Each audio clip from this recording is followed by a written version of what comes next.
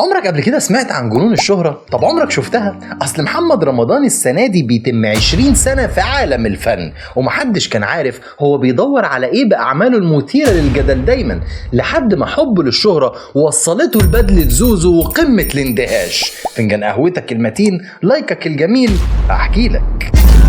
هم الحلوين علشان حلوين يعملوا كده هو، ولا الطعمين علشان طعمين يتقالوا كده. جنون الشهرة يا صديقي يخليك تعمل أي حاجة لمجرد إنك تبقى مشهور، وسقف الشهرة تقريبا ملهوش حدود. أهو محمد رمضان من يوم ما دخل عالم الفن وهو بيدور على حلم الشهرة، من سنة 2005 لما شارك سعيد صالح على المسرح في مسرحية قاعدين ليه، بعدها بسنة يا مؤمن يشارك في مسلسل السندريلا بتجسيد شخصية أحمد زكي. أنت متخيل واحد بقاله سنتين في الفن يجسد شخصية بحجم أحمد زكي؟ ده غير كمان دوره مع يسرا في مسلسل إيد أمينة، ودوره مع عمر الشريف في مسلسل حنين وحنان. حبه كان دايما وهدفه إنه يشتغل مع الفنانين الكبار بحثا عن الشهرة، استنادا على المثل اللي بيقول من جور السعيد يسعد.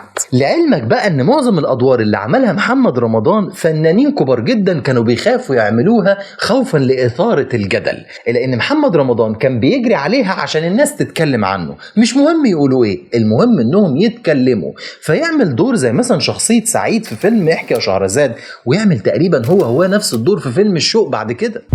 اللي حصل حصل، ولو فكرنا نرجع ونعيشه طول عمرنا مش قادرين نبص في الشغل. انساها يا حسين، بص نشوق تاني. افلام بقى زي عبده موته والالماني وقلب الاسد، افلام ما كانش هيعملها غير شخصيه بتهتم وبتعشق اثاره الجدل على حساب اي حاجه تانية، المهم انها تتشهر. يا صديقي ده اول مسلسل من بطولته كان مسلسل ابن حلال، اللي كان بيتكلم على قضيه قلبت الراي العام ساعتها. اسمع ذكر الحديث عاد، الكلام معك دلوقتي ما عادش ليه عايز، حق اللي عندك انا مسامح فيه، انما ولدك ليه حق عندك وهو حر فيه، واللي دخل بنت. طب انت تعرف ان مسلسل الاسطوره اللي يعتبر من انجح اعمال محمد رمضان ما كانش بتاع محمد رمضان اساس، ده كان بتاع مصطفى شعبان، ومصطفى شعبان قرر يبعد عنه لما حس ان المسلسل جاي يعمل حاله بين الناس مش جاي يقدم فن. طب انت عمرك سألت ليه افلام محمد رمضان ما بتنجحش في السينما زي مسلسلاته؟ لانه ما بيعرفش يثير بيها الجدل، لان معايير السينما بتختلف، لانك مش هتعرف تفرض على الناس انهم يشوفوا فيلمك. ما انت يا باشا لو عشرتني هتعرف ليه الحريم بتحبني. فصح، لا انا همشي. إثارة الجدل بقى تخلي الناس دايما بتتكلم عنك، بيتكلموا حلو ولا وحش مش مهم، المهم انهم طول ما هم بيتكلموا تبقى انت مشهور. جنون الشهرة بقى بتمحي اي خطوط حمراء، بمعنى ان انت ممكن تروح حفلة في دبي وتتصور مع واحد من اللي ما يتسموش، او برضو تحيي حفلة مدعومة من اللي ما يتسموش ويجبروك تلبس لبس يبين شكلنا كلنا شكل بدلة زوزو. ويا ريت تخلي بالكم من الكومنتات عشان الفيديو ما يروحش ورا الشمس، مش هقعد الم وراكم انا وامسح في تعليقات.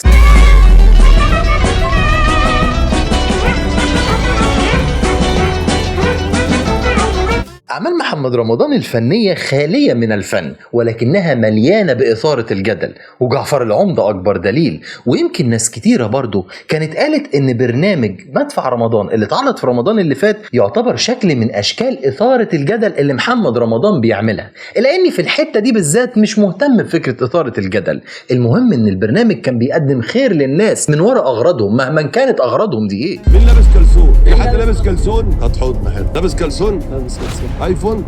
الراجل ده لابس كلسون وعايز ايفون. المشكلة الحقيقية يا صديقي مش في واحد بيحب الشهرة، المشكلة في انه عنده استعداد يعمل ايه عشان يوصل للهدف ده.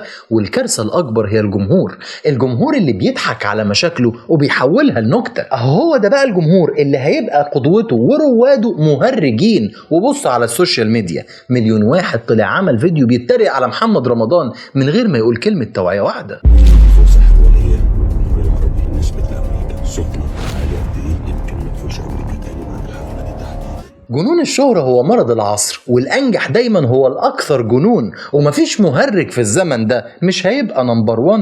المهم انتوا قولوا رأيكم في بدلة زوزو اللي لبسها محمد رمضان في الحفلة اللي اتقدمت في أمريكا، وقولوا رأيكم في مشوار محمد رمضان الفني، وقولوا لي انتوا مع أم ضد فكرة إثارة الجدل من وراء الأعمال الفنية اللي بتتقدم، حتى لو كانت ذكائها عالي قوي بتوصل للنجاح. مستني رأيكم في التعليقات، ولو عجبكم الفيديو ما تنسوش تعملوا لايك. أشوفكم الفيديو الجاي. هم الحلوين علشان حلوين يعملوا كده هو، ولا الطعمين علشان طعمين يتقالوا كده.